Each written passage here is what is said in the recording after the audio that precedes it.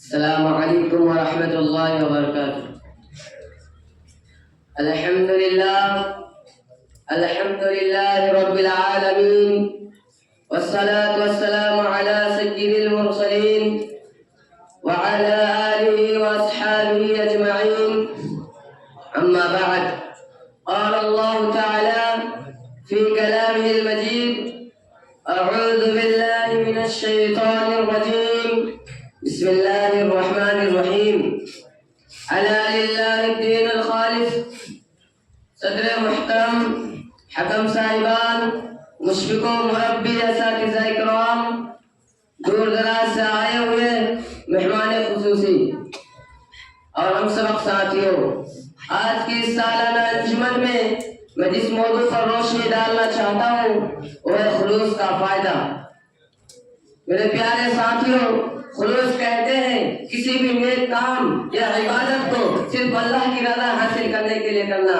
اللہ رب العالمین نے قرآن مجید میں بہت سے مقامات پر خلوص کے ساتھ عبادت کرنے کا حکم دیا ہے، جیسے کہ ایک مقام پر اللہ تعالیٰ فرماتا ہے: الا للہ الدین الخالص، خبردار تم اللہ کے لیے خالص عبادت کرنا۔ اور ایک مقام پر فرماتا ہے: وَادْعُوهُ مُخْلِصِينَ لَهُ الدِّينَ، اور صرف اسی اللہ کو پکارو اپنے دین کو اسی کے لیے خالص رکھ کر۔ ان کے علاوہ اور بھی بہت سے آیتیں ہیں جن سے معلوم ہوتا ہے کہ خلوص کے بغیر عمل کرنا غیر مقبول اور بے فائدہ ہے۔ قرآن مجید کے علاوہ بہت سے احادیث میں بھی خلوص کا فائدہ بتایا ہے، جیسے کہ صحیح بخاری کی پہلی حدیث میں آپ صلی اللہ علیہ وسلم فرماتے ہیں: انما الاعمال بالنیات، اعمال کا دار و مدار نیت پر ہے۔ اس حدیث سے معلوم ہوتا ہے کہ جو عمل خالص اللہ کی رضا کے لیے کیا جائے وہ مقبول اور فائدہ مند ہوگا، اور جس عمل میں کسی اور جذبے کی آمیزش ہوگی وہ نامقبول اور بے فائدہ ہوگا۔ سچ کہا مولانا انصار عمری نے: نہ ہو نور جس میں خلوص کا، نہ ہو بوئے سنت مصطفیٰ، نہ ہو نور جس میں خلوص کا، نہ ہو بوئے سنت مصطفیٰ، وہ ہزار دل کش دل ربا، یہ عمل برا ہے بھلا نہیں۔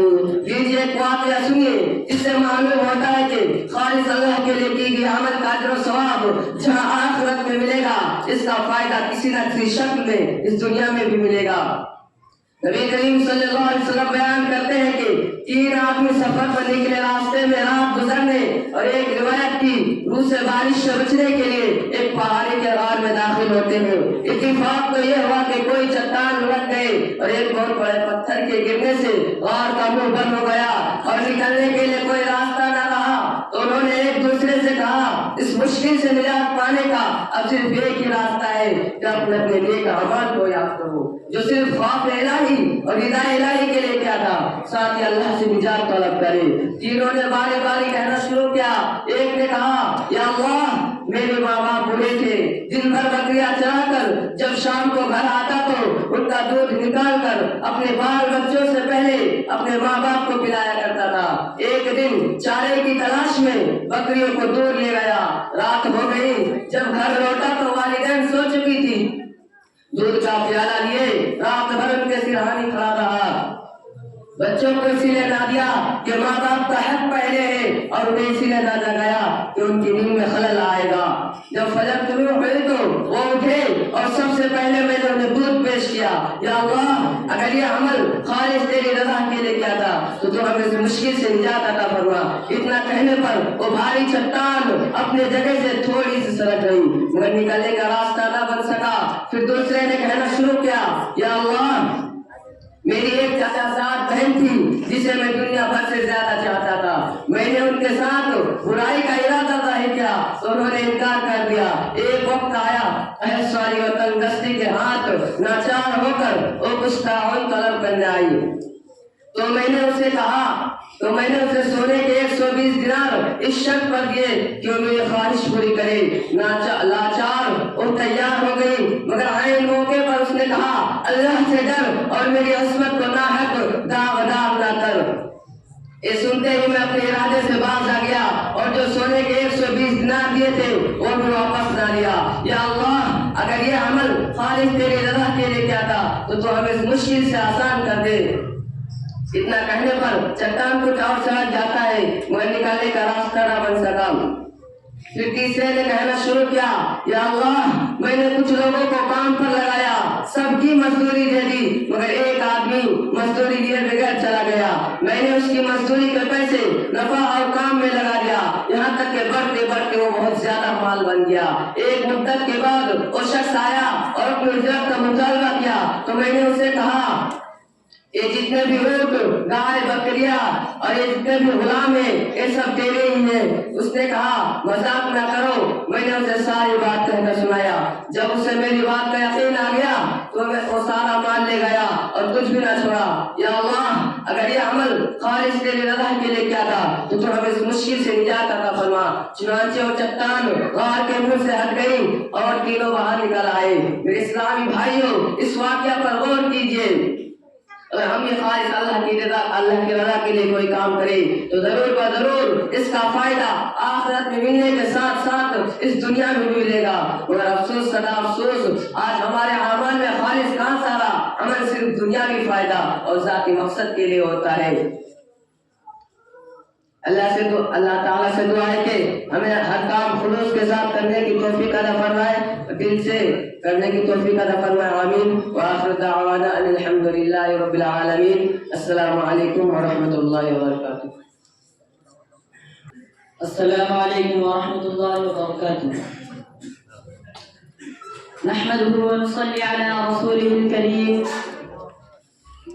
قال الله تعالى أما بعد في كلامه المجيد والفرقان الحميد، أعوذ بالله من الشيطان الرجيم، بسم الله الرحمن الرحيم، تلك الرسل فضلنا بعضهم على بعض منهم من كلم الله ورفع بعضهم درجات۔ صدر محترم جناب علی وقار، حکم صاحبان، مشرق و مربی اساتذہ کرام اور دور دراز سے آئے ہوئے مہمانان گرامی قدر اور ہم سب ساتھیوں، آج کے اس سالانہ انجمن میں میری تقریر کا عنوان ہے وفات رسول صلی اللہ علیہ وسلم۔ تو دوستو، دنیا میں بہت سے نبی اور رسول آئے، سب کے سب عظیم المرتبہ، جلیل القدر، اولو العزم تھے، مگر ہمارے آقا و مولا محمد مصطفیٰ صلی اللہ علیہ وسلم کے مقام و مرتبہ کے کوئی نبی اور رسول نہیں آئے۔ دنیا نے بہت سے نبی اور رسول کو دیکھا، ان کی حالت زندگی کا مشاہدہ کیا، مگر مدنی تاجدار جیسا رہنما اور رہبر اس روئے زمین پر کوئی نہیں۔ بعد از خدا بزرگ توئی قصہ مختصر، قرآن کہتا ہے تلک الرسل فضلنا بعضهم على بعض منهم ما کلم اللہ ورفع بعضهم درجات۔ یہ رسول ہیں، ہم نے ان میں سے بعض کو بعض پر فضیلت دی ہے۔ ان میں وہ ہیں جن سے اللہ تبارک و تعالیٰ نے کلام فرمایا، ان میں کے بعض کو درجات کے اعتبار سے بلند کیا۔ حضور صلی اللہ علیہ وسلم نے اپنی 23 سالہ نبوی زندگی پر جو عظیم الشان، عظیم المثال کامیابی ملی، وہ کسی نبی، کسی رسول، کسی داعی، کسی ریفارمر کو نہیں ملی۔ ہمارے حضور صلی اللہ علیہ وسلم نے ہر طرح کی قربانیاں دے کر، پوری محنت و جانفشانی کر کے اس امانت الہی کو لوگوں تک پہنچا دیا اور دنیا کو راہ ہدایت پر گامزن کر دیا، اور اپنے سامنے ایک ایسی امت تیار کر دی جو حضور صلی اللہ علیہ وسلم کی تمناؤں کے مطابق تھی، وصیت و صورت میں حضور صلی اللہ علیہ وسلم کی تعلیمات و ارشادات کی حامل تھی۔ دین کے ایسے داعی بنا دیے جو دنیا کے گوشے گوشے اور چپے چپے میں کلمہ اسلام پھیلانے کے ذمہ داران بن گئے۔ اسی سعی و کوشش میں جان و تن نثار کرنے والے ہو گئے، ایسی امت وجود میں آ گئی جو دعوت دین کی علمبردار تھی۔ دین مکمل شکل میں آ گیا، نعمت ربانی تام ہو گئی، ہدایت الہی اپنے منتہا کمال اور نقطہ عروج پر پہنچ گئی، اور یہ آیت کریمہ نازل ہو گئی، اليوم اکملت لکم دینکم واتممت علیکم نعمتی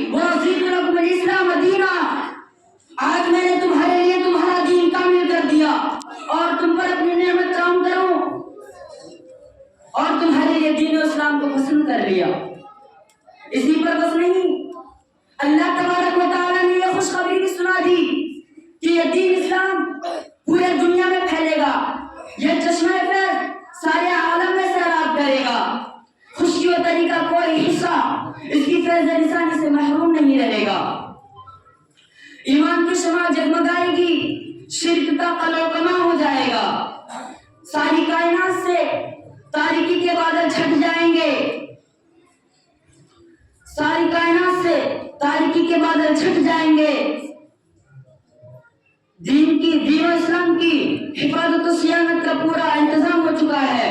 اذا جاء نصر اللہ والفتح ورأيت الناس يدخلون في دين الله افواجا فسبح بحمد ربك واستغفر انه كان توابا۔ جب اللہ تبارک و تعالیٰ کی مدد آ گئی اور فتح حاصل ہو گئی تو آپ صلی اللہ علیہ وسلم نے دیکھا کہ لوگ فوج در فوج اسلام میں داخل ہو رہے ہیں۔ اے نبی صلی اللہ علیہ وسلم اپنے رب کی حمد کی تسبیح بیان کیجئے اور اس سے مغفرت طلب کیجئے، بے شک وہ بہت معاف کرنے والا ہے۔ اس سورت کے نزول کے بعد اللہ تبارک و تعالی نے یہ اطلاع دے دی کہ ہمارے نبی کا کام ختم ہو چکا ہے، انہیں جو ذمہ داری سپرد کی گئی تھی انہوں نے اسے کماحق ادا کر دیا۔ اب ہم انہیں اپنے پاس بلا لیں گے، ہم انہیں اپنے پاس بلا لیں گے، ہم ان کی ملاقات کے مشتاق ہیں اور وہ ہمارے ملاقات کے مشتاق ہیں، ہم انہیں اپنے جوار رحمت میں لے لیں گے۔ ہمارے نبی صلی اللہ علیہ وسلم نے اپنی چہیتی دلالی جنت حضرت فاطمہ رضی اللہ تعالیٰ عنہ کو بلایا اور کہا کہ اس صورت کے ذریعے مجھے میری موت کی خبر دی گئی ہے۔ حضرت فاطمہ رضی اللہ عنہ رونے لگ گئی، آنکھوں سے اشکوں کی جھڑی لگ گئی۔ ہمارے حضرت صلی اللہ علیہ وسلم نے فرمایا، اے فاطمہ مت رو، انک اول اہلی لاحق بی، میرے گھر والوں میں سب سے پہلے ملے گی۔ حضرت فاطمہ رضی اللہ عنہ ہنسنے لگی، دل کو قرار ہو گیا، اطمینان ہو گیا کہ نبی صلی اللہ علیہ وسلم کے دور ہونے کا غم آنے والا ہے۔ اور اللہ تبارک و تعالیٰ سے آخر میں دعا ہے کہ ہمیں حضور صلی اللہ علیہ وسلم کے نقش قدم پر چلنے کی توفیق عطا فرمائے، آمین، اور ہمیں کہنے سننے سے زیادہ عمل کرنے کی توفیق عطا فرمائے، آمین، برحمتک یا ارحم الراحمین، وآخر دعوانا الحمد للہ رب العالمین۔ السلام علیکم ورحمۃ اللہ وبرکاتہ۔ ورحمۃ اللہ وبرکاتہ۔ الحمد للہ اللطیف الخبیر العالم بالظاہر وما یکنہ الضمیر لہ الخلق والامر وهو على كل شيء قدير وصلى الله تعالى على خير خلقه محمد بن عبد الله البشير أما بعد قال الله تبارك وتعالى في كلامه المجيد والفرقان الحميد فأعوذ بالله السميع العليم من الشيطان الرجيم بسم الله الرحمن الرحيم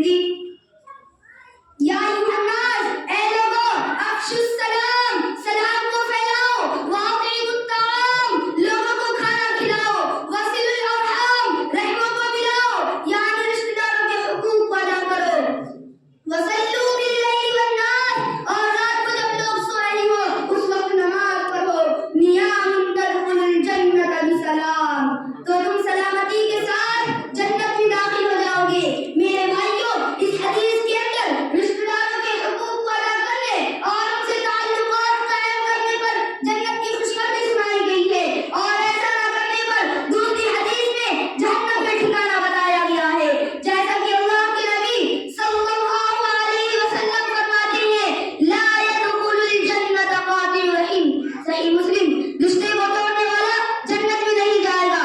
اسی طرح ایک حدیث میں آتا ہے کہ رسول اللہ صلی اللہ علیہ وسلم فرماتے ہیں تعرض اعمال الناس في كل جمعة مرتين يوم الاثنين ويوم الخميس فيغفر لكل عبد مؤمن إلا عبدا بينه وبين أخيه شأنه ويقال اتركوا هذين حتى يحينا، صحیح مسلم،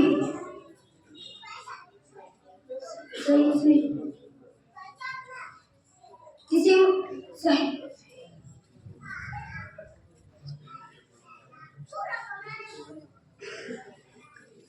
ہر ہفتے میں 2 دن سوموار اور جمعرات کو لوگوں کے اعمال اللہ تعالیٰ کے ہاں پیش کیے جاتے ہیں اور ہر مومن بندے کو بخش دیا جاتا ہے سوائے اس بندے کے جس بندے کے دل میں اپنے کسی مسلمان بھائی کے متعلق عداوت، دشمنی، بغض، کینہ ہو۔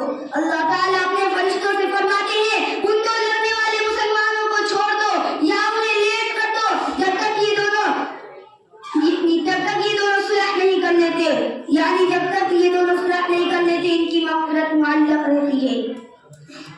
اسی طرح ایک حدیث میں حضرت ابو ہریرہ رضی اللہ عنہ بیان کرتے ہیں لا يحل لمسلم ان يهجر اخاه فوق 3 فمن هجر فوق 3 فمات دخل النار، کسی مسلمان کے لیے یہ جائز نہیں کہ وہ اپنے مسلمان بھائی سے 3 دن سے زیادہ تک تعلقات ختم کرے، اور جس نے اپنے کسی مسلمان بھائی کو 3 دن سے زیادہ تک چھوڑے رکھا اور اسی حالت میں وہ بغیر توبہ کیے ہوئے مر گیا تو جہنم کی آگ میں داخل ہوگا۔ میرے بھائیوں، اور ایک حدیث میں اللہ کے رسول صلی اللہ علیہ وسلم فرماتے ہیں رحم کا تعلق رحمان سے جڑا ہوا ہے، بس جو کوئی اپنے آپ کو اس سے جوڑتا ہے اللہ تعالیٰ نے فرمایا میں بھی اپنے آپ کو اس سے جوڑ لیتا ہوں، اور جو کوئی اسے توڑتا ہے میں بھی اپنے آپ کو اس سے توڑ لیتا ہوں۔ میرے بھائیوں، اسی طرح ایک حدیث میں آتا ہے کہ ایک صحابی نے عرض کیا اے اللہ کے رسول میں کس کے ساتھ حسن سلوک کروں؟ آپ صلی اللہ علیہ وسلم نے 3 مرتبہ فرمایا اپنی ماں کے ساتھ، پھر فرمایا اپنے باپ کے ساتھ، اور پھر قریب ترین رشتہ داروں کے ساتھ اچھا سلوک کرنے کا حکم دیا۔ میرے بھائیوں، آئیے رشتہ داروں کے حقوق کے تعلق سے ایک واقعہ بھی سن لیجیے۔ حضرت عبداللہ بن عمر رضی اللہ عنہ بیان کرتے ہیں کہ ایک شخص آپ صلی اللہ علیہ وسلم کے پاس آیا اور کہنے لگا مجھ سے ایک بڑا گناہ ہو گیا ہے، کیا اس کے لیے کوئی توبہ ہے؟ یہ سن کر آپ صلی اللہ علیہ وسلم نے فرمایا کیا تمہارے والدین زندہ ہیں؟ اس نے کہا نہیں۔ پھر پوچھا کیا تمہاری خالہ زندہ ہے؟ اس نے کہا جی ہاں، خالہ موجود ہے۔ تو پھر آپ صلی اللہ علیہ وسلم نے فرمایا جاؤ ان کے ساتھ اچھا سلوک اور برتاؤ سے پیش آیا کرو۔ میرے بھائیوں، اس واقعے سے معلوم ہوتا ہے کہ ماں باپ کے ساتھ حسن سلوک کے علاوہ چچا، چچی، دادا، دادی اور خالہ، پھوپھی وغیرہ رشتہ داروں کے ساتھ بھی حسن سلوک انسانی گناہوں کے لیے کفارہ بنتی ہے۔ معزز حضرات، ہم اگر چاہتے ہیں کہ زیادہ دن تک زندہ رہیں اور روزی کی خوب فراوانی حاصل کریں تو ہمیں چاہیے کہ رشتہ داروں کے ساتھ حسن سلوک کریں اور ان کے حقوق کو ادا کریں، کیونکہ صلہ رحمی اور قرابت داری کے حقوق کی ادائیگی سے زندگی اور رزق دونوں میں برکت حاصل ہوتی ہے۔ آخر میں اللہ رب